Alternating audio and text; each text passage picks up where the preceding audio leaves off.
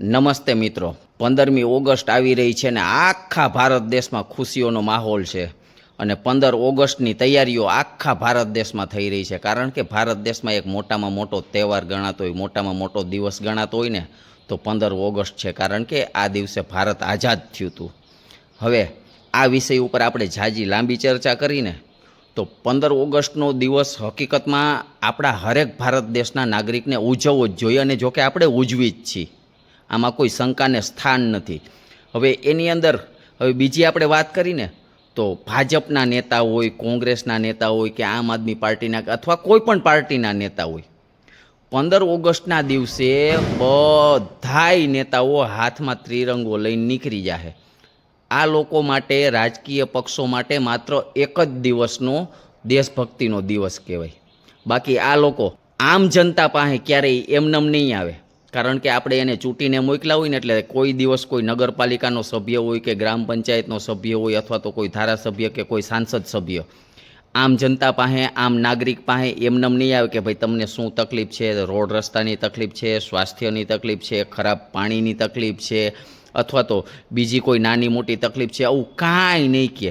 માત્ર ને માત્ર આવા જાહેર દિવસો આવે ને એટલે બિલાડીના ટોપાની જેમ આ લોકો બહાર નીકળી જાય. મેલા ભારત મહાન, ભાઈ ભારત દેશ મહાન જ છે. આ વિષય ઉપર તમે માણસોને, જાગૃત નાગરિકોને અથવા તો નાગરિકોને તમારે જ્ઞાન દેવાની જરૂર નથી.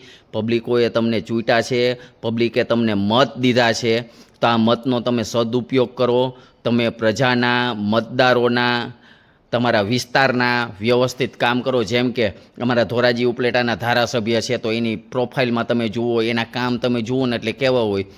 માનનીય વડાપ્રધાન શ્રી નરેન્દ્રભાઈ મોદીના શીર્ષ નેતૃત્વમાં નીટને જીવની પરીક્ષા લેવાની, એમાં પેપર ફૂટ્યું, હવેથી જે પેપર ફૂટશે એને 10 વર્ષની સજાને, 20 વર્ષની સજાને, આકરો દંડને આવા બધાય કામ કરશે, આવી બધી પોસ્ટો મૂકશે.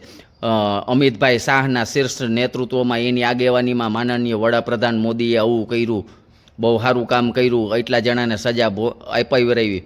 ભાઈ નરેન્દ્રભાઈ મોદી અને અમિતભાઈ શાહ બહુ સારા વ્યક્તિ છે ને, એ એનું કામ કરે જ છે.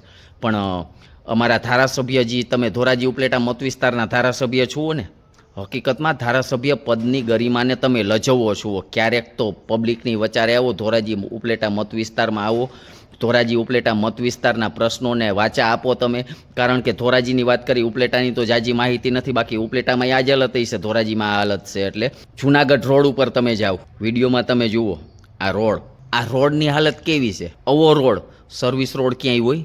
આ જુનાગઢ રોડની વાત કરીએ આપણે, અવારનવાર બધાઈને કહેતા હોય કે તમે ધોરાજી ઉપરના ભાગમાંથી ક્યાંયથી આવતા હોય અને વાયા બાય રોડ થઈને તમે જુનાગઢ જતા હોય વાયા ધોરાજી થઈને, તો ચેતીને હાલજો, જોઈને હાલજો. કારણ કે પહેલાં એવું કહેતા કે ચોમાસું આવવાની તૈયારીમાં છે ને રોડ ખરાબ છે. હવે તો ચોમાસું આવી ગયું ને, રોડ આવો છે.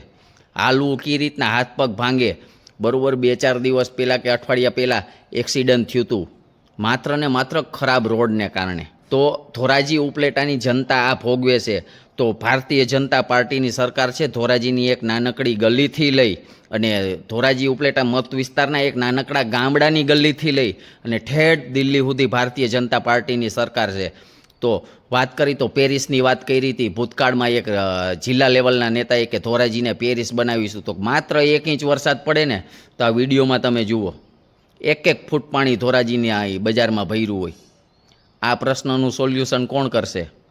ધારાસભ્ય તમે માત્ર ને માત્ર પ્રવાસી ધારાસભ્ય છો, ગામના વાહવાહી કરવાનું તમે રહેવા દો.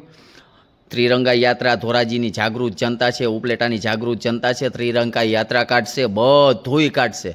તમે માત્ર ને માત્ર રાજકીય આગેવાન કહેવાઓ, ધોરાજીના ઉપલેટાના પહેલા નંબરના તમે નાગરિક કહેવાઓ, તો 2 હાથ જોડીને વિનંતી છે કે અમારા પ્રશ્નોને તમે વાચા આપો, સ્વાસ્થ્યલક્ષી કંઈક કામ કરો. ધોરાજી ઉપલેટા હોસ્પિટલમાં જેટલા સરકારી દવાખાનામાં ડૉક્ટર ઘટે છે એ ડૉક્ટરને તમે લઈ આવી દો. રોડ રસ્તા જેટલા ખરાબ છે એ રોડ રસ્તાનું નવીનીકરણ કરાવો અથવા તો એ રોડ રસ્તા તમે નવા કરાવરાવો. બાકી ગામની વાહવાહી કરી રહે, તમારા ઉપલા લેવલના નેતાઓની વાહવાહી કરો, એટલે કે મતલબ સ્પષ્ટ થયો કે તમે તરિયા ચાટુ ધારાસભ્ય છો. અત્યાર સુધી તો પ્રવાસી ધારાસભ્ય હતા, તમે કામ કરાવશો હું તો કે અંદરો અંદર બધાવવાનું. તમારા કારણે આજે ધોરાજી ઉપલેટાની જનતાના પ્રશ્નો ગંભીર રીતે બહાર આવે છે. અઠવાડિયે 10 દિવસે એકાદો કાંડ બહારનો આવે ને તો તમારું શીર્ષ નેતૃત્વ ધારાસભાનું ન કહેવાય.